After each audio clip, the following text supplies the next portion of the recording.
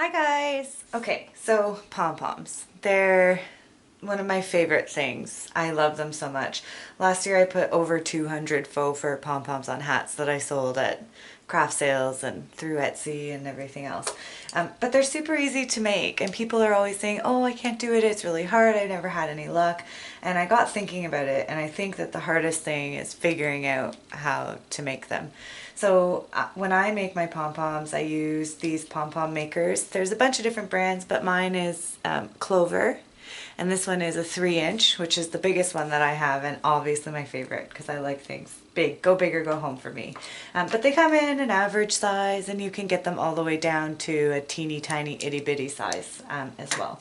But of course, I like making the big, huge pom-poms. And lately I've been seeing them on hats made with the Sugarbush yarn that we carry in our shop. Chantel from Knititude just did one that was so gorgeous. Everybody on the internet is just dying over it. So I thought while we were making the pom-pom, I would talk about using a more specialty yarn. So the Sugarbush is a roving yarn, which means it's a little more delicate than regular yarn. So I'll go into sort of how to protect the yarn as well. Okay, so how do these work? They come in two pieces and they open up.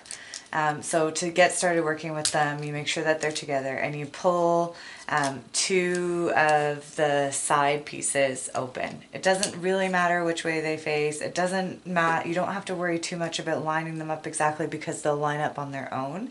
All you really need to do is start wrapping the yarn. Now, with a roving yarn like this, I like to pull it tight as I'm wrapping it. But we don't have to be too meticulous here. We can get meticulous later when we're trimming the pom-pom. So for now, what I'm going to do is just continue wrapping the yarn around this edge or this side of the pom-pom maker. And for me, I like to fully load it. So I like to jam pack it as absolutely tightly as I can make it go. So I'm just going to keep going back and forth across the arch. I'm going to try and keep it as even as I possibly can. And in this case, because I'm using the ends of some yarn from another project, I'm just going to keep going until I run out of yarn. Now, this isn't quite as full as I'd like it to be. I like to see mine when I do them so that it's even across here like a straight line instead of still an arch. So I've got some extra scraps here. So you can just add a scrap on at any time. You just hold it and start wrapping. All of these sort of bumpy issues will fix later when we start to trim. So I'm just going to use up the rest of this one scrap to fill out the pom-pom and make it as thick as I possibly can. So I'm going to fill in my edges and my corners, come around. Now once we're done wrapping, and as you can see with me, I super overload mine, then all we're going to do is shove it closed, right? And when it's overloaded like this, you're going to have to really push it, and you want to make sure that it stays closed as you work on the other side. So it's tucked in. Now I'm going to open the other side, and I'm going to do the exact same thing. So I'm going to wrap it nice and snug, nice and tight, so that I'm sort of pulling on the roving yarn.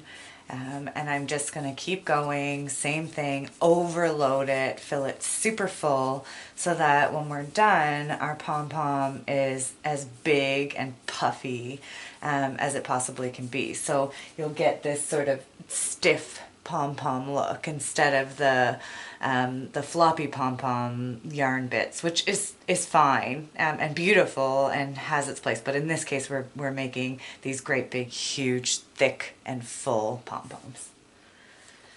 All right, so we'll quickly wrap. So remember, just go back and forth, side to side. As I go, I start to see sort of little areas that need to be filled in, and I'll take my yarn and I'll fill those areas in. I'll just keep wrapping.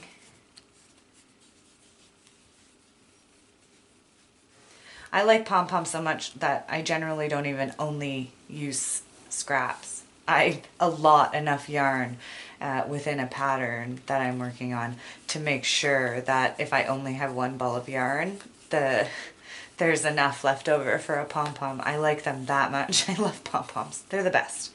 Okay, so this one, same thing. We didn't quite fill it in as much as I want to. So I'm just gonna grab another one of these scraps from over here and fill in the rest of it. So the edges, fill in all the spots and all the low areas, and then we're gonna close it. So now we're fully wrapped. All the yarn is all wrapped around, and what we want to do is when we look at the side, there's these two edge pieces, and we want to face this towards our body so that those two edge pieces are on top, so like this. And we're going to take our scissors, and there's a couple things here. We want to make sure that this doesn't pop open as we're working with it. So I have a hand technique that is second nature to me now, but I analyzed it a little bit this morning so that I could explain it to you. So when I hold my pom-pom maker, my thumb starts off as my guide when I first start using my scissors. So I'm going to start cutting here in just a second. But at the back of the pom-pom maker, my finger is tucked under the other two notches that operate the bottom of the pom-pom maker so that it will prevent it from popping open. And as I cut the yarn, I turn the piece and use my hand around the pom-pom like this to hold it together so that it doesn't pop open and all the little pieces of yarn don't start flying everywhere. So I'm gonna just hold this edge down and I'm gonna start cutting. And of course you need muscles because we've wrapped it so thick. So use your biggest muscles and slowly but surely work your way around the arch that you're working on. Pretty simple, right? So now we've cut it. So now that center canyon is open, right? So now I'm gonna remember to brace my finger on this side, especially now that these are cut, and hold on tight. And I'm gonna start from the other side and start cutting the same way we did. Again, sharp scissors and strong hand muscles will be required here. During busy market season, I actually wrap the heck out of these and get 3 or 4 of them going at the same time and get my husband to do some of the cutting for me because my hands get so sore from doing so many because pom-poms are just a necessity as far as I'm concerned. Okay, so we've cut all the way around and now we have this canyon. So normally if you were using a normal strong yarn, then you would just cut a piece of the yarn that you're working with to finish off the pom-pom. But in this case, this is a roving yarn, and if you pull on it, it will break easily. So what I've done instead is I have grabbed 2 strands of worsted weight, just regular acrylic yarn. I think this is Loops and Threads Impeccable, maybe. And I cut it about, I think about the length that I want to have to tie this on to my finished hat or whatever I'm going to tie it on to at the end, and add sort of a 3-inch loop at the top for tying purposes. So this looks to me like about altogether it's about 2 strands of 24-inch long worsted weight yarn. So this is the part where you have the opportunity to make your pom-pom as strong as possible. So you're going to take your yarn, just move the edges out of the way here, and you're going to line it up on that canyon, right? And now what I do is I brace my thumbs on the bottom. Sorry, I'm trying to watch as I do this. Brace my thumbs on the bottom and I just hold tight on the sides and I just push until it pops in. So now it's popped inside the pom-pom. So then what I do is I try to make sure my ends are about as even as possible. It doesn't have to be perfect.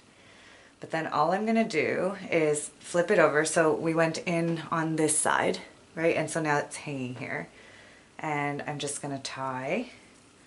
Now I'm gonna pull as tightly as I can without breaking the yarn, especially on this first tie. You really wanna pull it as tightly as you possibly can. And I'm gonna make a knot. And then what I like to do is I like to flip it over and bring the yarn back around to the other side right? So your original knot is down here, and I like to just bring it around, right? And then I tie another knot. So when all is said and done, you've got 2 double knots around this thing holding these bits and pieces as tightly together as possible, so that it's unlikely that your ends are going to start flying out. So the pom-pom is made. So now all we're going to do is we're just going to find these edges here and we're going to pull them and they'll pop open. Same thing on the other side. So we'll find this one, we'll pull it, it'll pop open. I like to hold these together. We take the pom-pom maker apart, just like that. And here we go. We have a giant pom-pom. And as you can see, it's super ugly and misshapen. So first of all, what I like to do is I like to use my hands to work it into the final shape that I want it to be.